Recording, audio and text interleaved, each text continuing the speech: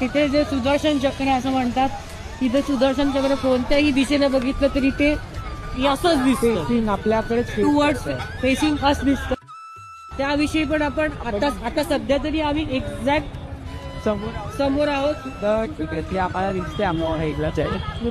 But आम्ही आता opposite डिरेक्शनला जात आहोत की आम्ही विटनेस करणार आहोत. ते मिथ आहे की मिथ आहे, खरं आहे. जसं आम्ही तुम्हाला हवेबद्दल सांगितलं, अगदी तसंच आम्ही त्या सुदर्शन चक्राबद्दल सुद्धा सांगू.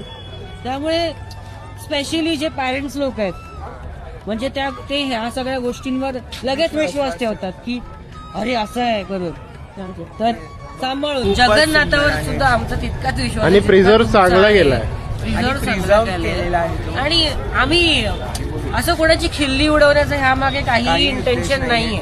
बट जे इंस्टाग्राम, फेसबुक, युट्यूब वरती जे फेक ते दाखवतात की फ्लॅग इकडे अपोजिट डिरेक्शनला वगैरे, ते सुदर्शन चक्र अगदी आपल्याकडेच बघतं असं वाटतं.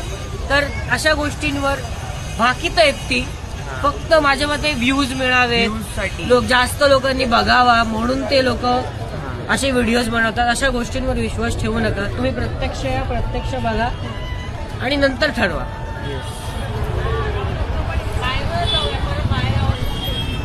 Okay, so as we said earlier की आम्ही प्रत्येक बाजूने ते सुदर्शन चक्र बघणार आहोत आणि सांगणार आहोत की ते प्रत्येक दिशेने आपल्याकडे फेसिंग दिसतं की नाही दिसत. ठीक आहे, आपण आता आहोत हस्तिद्वाराजवळ आणि आपण बघू शकतो की ते सुदर्शन चक्र आपल्याकडे तर दिसत नाही.